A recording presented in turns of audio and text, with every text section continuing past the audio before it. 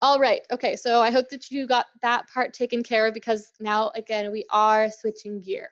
So let me just hop ahead real quick so you can see we've got this little chart here where it's kind of like a cheat sheet for your year, like what's your plan for your year. And I started doing this a few years ago and I found it incredibly helpful to have all of the information about my year on one piece of paper. So instead of like having my goals written down in my journal and then having my daily routine written down in my planner and having an inspirational quote stuck up on my wall somewhere, I liked having all of these things in one spot where I could look at it every day. I could print out additional copies if I lost them or something happened to them.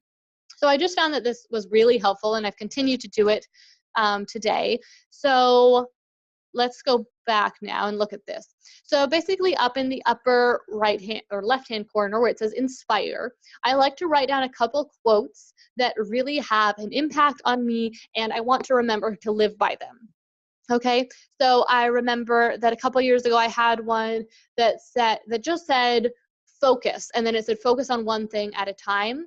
And so I really felt that I was trying to multitask way too much, and I was spreading myself so thin.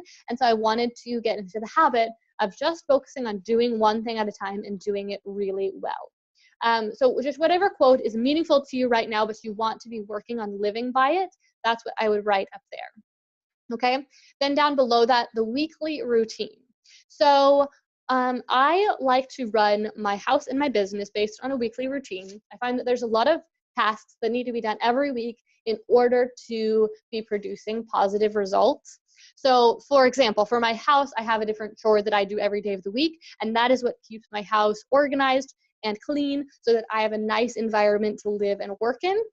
And so for a long time, my weekly routine was just that. It just said like on Monday do the laundry, on Tuesday clean the bathroom, on Wednesday clean the kitchen, and so on.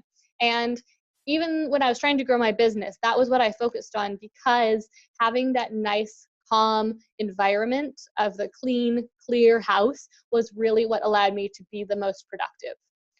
Now I still keep up that weekly routine, but it's become a lot more automatic.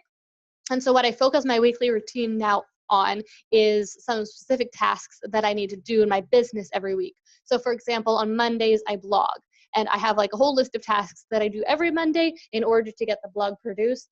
So drafting a blog, writing the blog, editing the blog, uploading it onto my website, creating the images to go along with it, and then promoting the blog post on social media.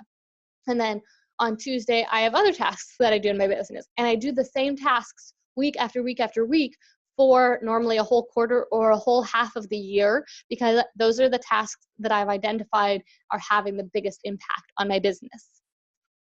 Okay, so let's move on to the habits section.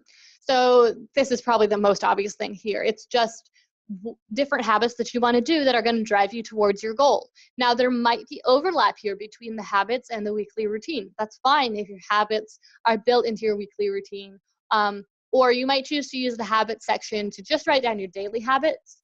So maybe your daily habits are you want to go to the gym every day, you want to network every day, you want to tidy your house every evening before you go to bed, whatever it is, just daily habits that are going to keep your life under control and keep you progressing forward. Okay, and then finally, 2018 goals, also pretty obvious. So that list of goals that we wrote down earlier, things that you want to work on, now what you're going to do is you're going to divide them into 4 quarters. Okay, so this is where the planning really gets going. What are you going to accomplish in the first 3 months of the year? Now, there's 2 different ways that you can do this, and it probably depends on your personality type and also on what types of goals that you want to achieve. So the 2 ways you can do it are you can either divide up all of your goals into like 4 parts. So if you want to write a book in 2018, you could say, I'll write a quarter of the book in the first quarter of the year, and another quarter of the book in the second quarter of the year, and so on. Or maybe you write a third of the book in each quarter of the year, and then in the last quarter of the year, you publish the book, or something like that. Or if you want to lose 30 pounds or 40 pounds, then maybe you need to lose 10 pounds every 3 months, for example. So that's kind of like the incremental approach, and that works for some people very well. The other approach is to go all in on a few goals for each quarter. So maybe you want to write a book this year. So that is one of 10 goals that you decided you wanted to accomplish in 2018. So in the first quarter of 2018, maybe all you're going to do is write the book, and that's all you're going to focus on. Maybe in the second quarter of the year, you want to buy a new house. And so all you're going to do in that second quarter is just buy a new house. Okay. Now, you might also have some goals that need to be incremental. So maybe in that first quarter, you need to write the book and make $25,000, for example. Okay. Or write the book and sign 10 new clients. Okay. So a mixed approach is also quite possible and probably works the best for me, at least. But you can take whichever approach fits your personality and your goals the best. Okay, so there's 2 pages here that look very, very similar. The only difference is that the first one is for the first and second quarter, and the second one is for the third and fourth quarter. But that is just the differences in the layout.